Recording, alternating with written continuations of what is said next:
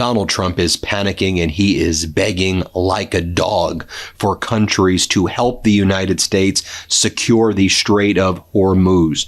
Earlier in the day, Donald Trump claimed that there were many countries that had agreed to help secure the Strait of Hormuz with the United States Navy. That was an utter lie. And then later in the day, and recently, Donald Trump posted that the nations that need passage through the Strait of Hormuz, they should join the United States. And come on, we need your help. Let's make it a team effort, as it should have been from the outset. Folks, this is what utter weakness looks like. This is what utter desperation looks like. Let me show you what Donald Trump posted. He goes, "The United States of America has beaten and completely decimated Iran, both militarily and economically, and in every other way.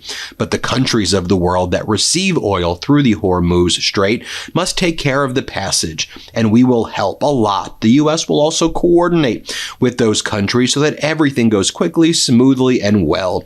This should have always been a team effort, and now it will be. It will bring the world together toward harmony, security, and everlasting peace." President Donald J. Trump. I wonder why, Donald, it was not a team effort from the outset.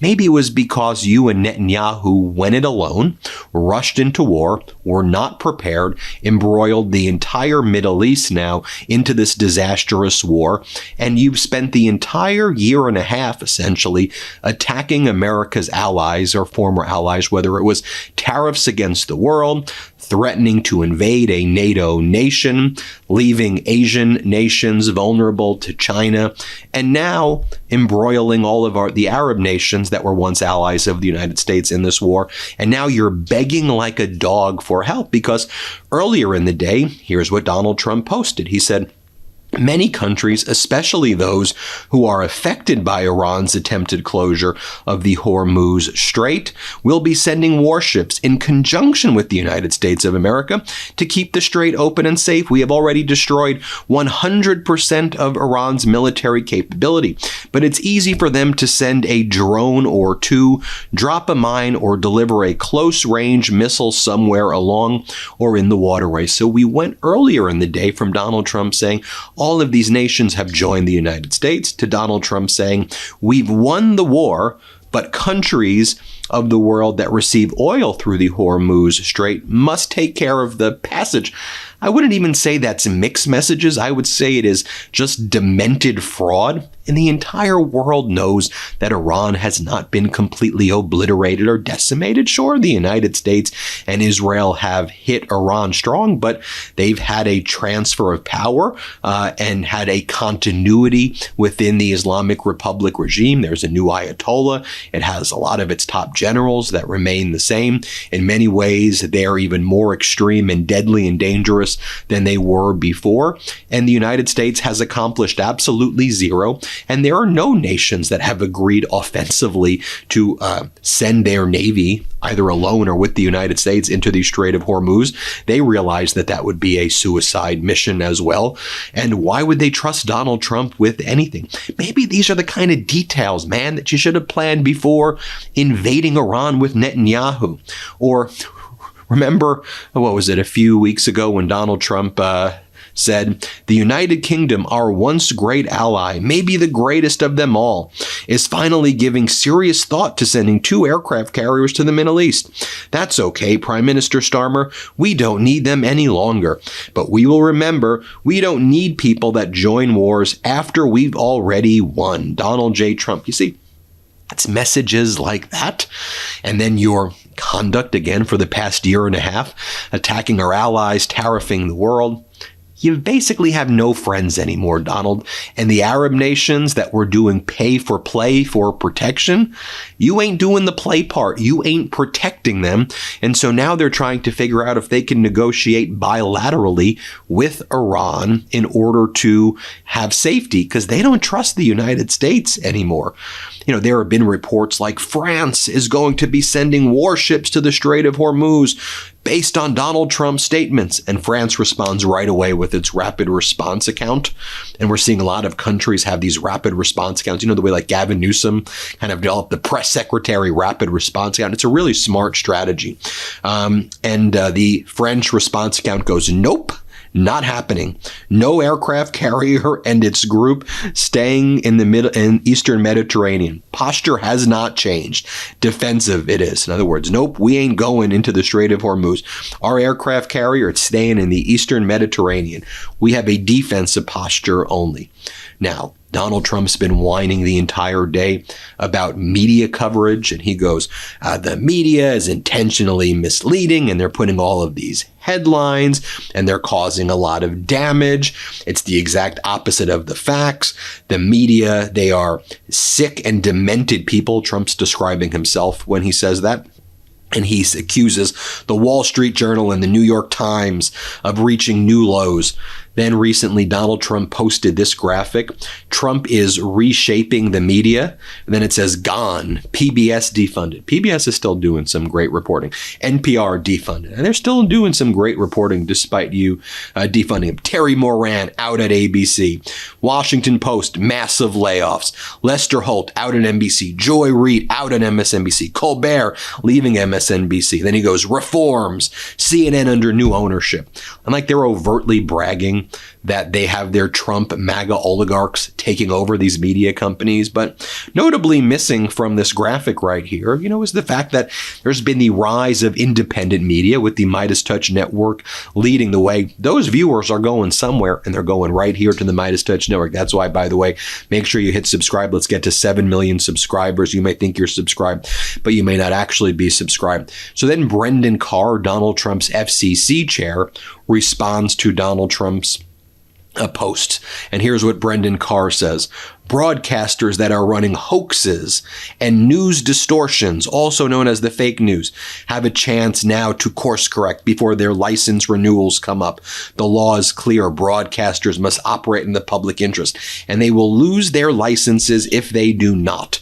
This is in response to Donald Trump saying he doesn't like the way some corporate news is covering the war. And so he wants it to be just Trump propaganda war coverage, even though Trump is now losing this war. And not only that, but he's been utterly humiliated in the Middle East.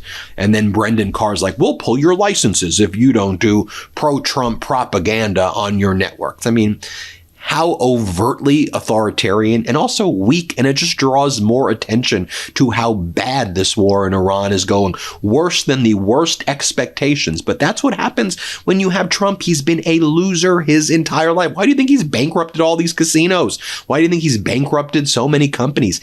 A lifelong loser who takes bad decisions, makes them into worse, takes catastrophic decisions into bankruptcies. And that's what he's doing right here. That's what he's doing. It's happening in real time. And Iran knows this. Iran knows how weak he is. And they're like, what a gift at the end of the day. They've actually never had more power in the region, while America's never looked weaker because of what a loser Donald Trump is. Brendan Carr goes on to say, the American people have subsidized broadcasters to the tune of billions of dollars. It's very important to bring back trust in the media. Trump is a landslide victory. Let's make change. What the hell are you talking about? As we wrote on the MeidasTouch account, Brendan Carr is threatening the media to cover the war the way the Trump regime wants. It's one of the most anti-American messages ever posted. The truth is that this war has been a failure of epic proportions. They don't want Americans to know that, but we will never stop covering it honestly here at the MeidasTouch Network. We see people like Mark Sedan over at the Center of UN Studies in the University of Buckingham in the UK in response to the article saying that Donald Trump is now calling for a global flotilla to head to the Gulf and force open the Strait of Hormuz. And this is what the people in UK are saying. His mess, not ours. He knows how to end it. Having insulted British servicemen and told Starmer he didn't need UK aircraft carrier. This is frankly taking the, what? And by the way, doesn't it seem like Donald Trump's vision for what a win will be right now is securing the Strait of Hormuz, which of course is circular in the sense that the Strait of Hormuz would not be closed if Donald Trump didn't launch this unlawful invasion of Iran in the first place. And Iran ain't going to open it up. Iran knows that they've got Donald Trump cornered like a rat right now, and they ain't going to let the rat out. I assure you of that. Here's what the leader of their parliament is saying. Target status, radars, batteries, refueling tankers, military bases, drones. So what do you think Kelly General Hegseth. Obviously, the best strategy now is to throw infantry into the meat grinder. They're sending poor boys to fix what generals broke. Go die for Israel. They are emboldened in Iran right now. Last night, Iranian-backed militias struck the U.S. Embassy in Baghdad, destroying the facility's rooftop Giraffe 1X multi-mission radar system. That was the kind of anti-drone, massively expensive equipment right there, destroyed by Iran. Today, drones have been striking radars at the Kuwait International Airport. Kuwait's Directorate General of Civil Aviation talking about these several drones striking the airport radar systems in Kuwait. Take a look at what's going on in Lebanon right now. Israel says it will target more ambulances and medical facilities in Lebanon. The Israeli military issued what it called a serious warning. This drop site writes that ambulances and medical facilities in Lebanon could be targeted, saying that Hezbollah is using them for military purposes.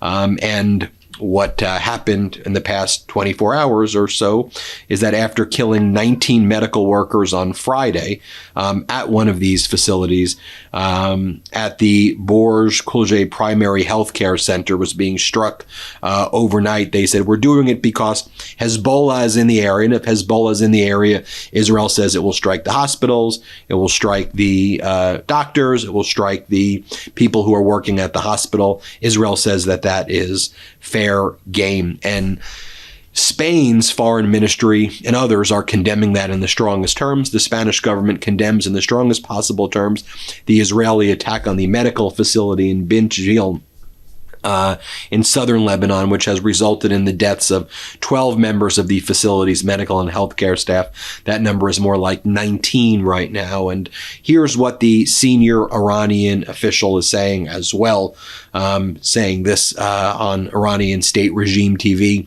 The end of the war is in our hands. We will consider ending the war only when first we receive full compensation for all of our damages from the United States, and second, when we obtain 100% guarantee for the future, which is not possible without the withdrawal of the U.S. from the Persian Gulf. Therefore, the second condition is the U.S. withdrawal from the Persian Gulf. So the opening demand from Iran is that the U.S. needs to get out. From Iran is that the U.S. needs to get out of the entire Middle East region. Otherwise, Iran is not going to stop. And that means that I think we should expect to see very, very, very serious economic consequences in addition to what we have seen already.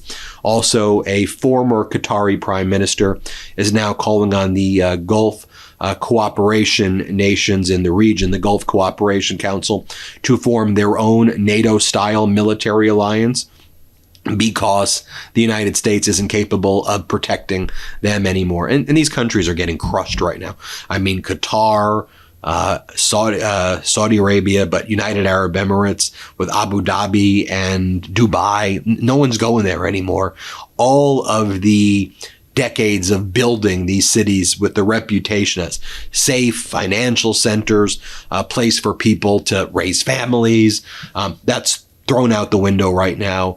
And they all thought they were getting more protection by allowing Trump to grift and do the quid pro quos and build the Trump buildings. And Qatar gave Donald Trump the jet. And they thought that this was a pay for play. But just like Donald Trump did with his casinos, just as Donald Trump has treated his creditors, just as he's treated his contractors, just as he's treated everybody his entire life. This is what Trump does. He screws everybody over. He takes your money, leaves you empty, and then he's incapable of helping. He's an idiot, and he's a loser, and he's been a loser his whole life, never a winner. And the whole thing was he's a con artist, and he's able to convince people of I don't know how, but we're seeing in real time what the biggest loser in the history, not just of the Oval Office, but one of the biggest losers in the history period is doing. It's sad because he's breaking the United States of America, but he's a loser. He represents the Epstein class. He's covering up a child sex trafficking ring. He's destroying the United States of America as Iran is just completely outmaneuvering him right now, along with Russia and China. It is a sad thing to admit that as an American. That's the truth of what is happening right now. Despicable. despicable. Everybody hit subscribe. Let's get to 7 million subscribers. Thank you all so much for watching. Love this video? Support independent media and unlock exclusive content, ad-free videos, and custom emojis by becoming a paid member of our YouTube channel today. You can also gift memberships to others. Let's keep growing together.